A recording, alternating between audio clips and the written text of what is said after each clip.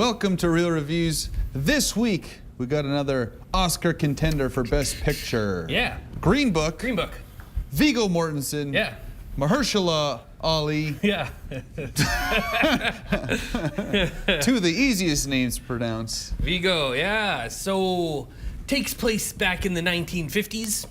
Viggo is a bouncer. He's a bit of a wise guy in New York. Copacabana in New York. Cleans up the trash when they get out of line. Yeah. So the club shuts down for some renos. For a couple months, he's like, I need a new gig. Hey, gonna need a new gig. Got a new gig. So people are giving him gigs left and right. Yeah. He goes and he applies. He hears through the grapevine there's a doctor that's looking for a driver. So he goes and he applies. He goes to Carnegie Hall, finds out that the doctor is black, which is a huge thing in this movie because it takes place in the 1950s.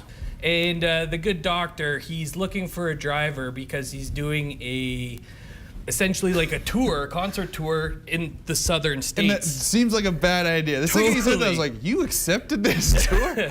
He's an amazing piano player, and he was hired out by these, like, I don't know, the rich white people. The rich white people to play in like places like Alabama and all this. So he wants, not only is Viggo have to be a driver, but he's kind of, you have to watch my back a little bit, you know, because he says, like, you understand what's going on, where we're going, right? Yeah, so obviously from the start of the movie, Viggo, I'm no one's butler, I'm a driver, and the doctor's saying you have to do this, you're responsible for this. And he's given a book, and the book is a green book, and apparently it's for people that need to book hotels, for black people to book hotels where they're available, like where they're allowed to go, because most of the hotels down south don't accept them. I was like, holy crap, like that's just some hard truths, you know. And then you think, oh, you know, we've come such a far way, but have we, you know? I felt so bad for just the everyday stuff like that you see in the movie. Like, it takes place over the course of 2 months, and just every day, like the crap that he had to go through, you know. And then you see this shift in Viggo where, you know, they're very confrontational. You know, he's trying to explain his point of view or his side of things. The doctor's trying to explain his side of things. And then an unlikely friendship. You find out why he does the tour down south. You know, he wants to essentially break out. He wants to get rid of racism, you know. Yeah. Definitely ahead of his time. Brave man. And because it's based on true story. Yeah. Which is awesome, because at the end you kind of see like real pictures of the two of them together and things like that. And you're like, damn, that's awesome. Yeah.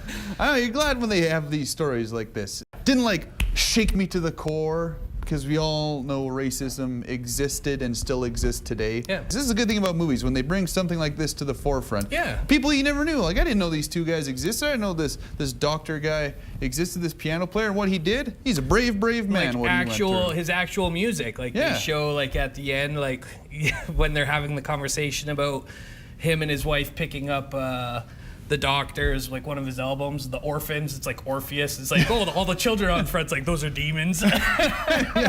So there's definitely like really good spots of like levity and like comedy that make you chuckle, and then there's the hard hitting stuff, right? So it was a really good movie. I really enjoyed it. Yeah, it had a good balance of the drama, the levity, like you said. Well deserved of an Oscar nomination, I say. I'm gonna give this movie an 8.5. Yeah, me as well.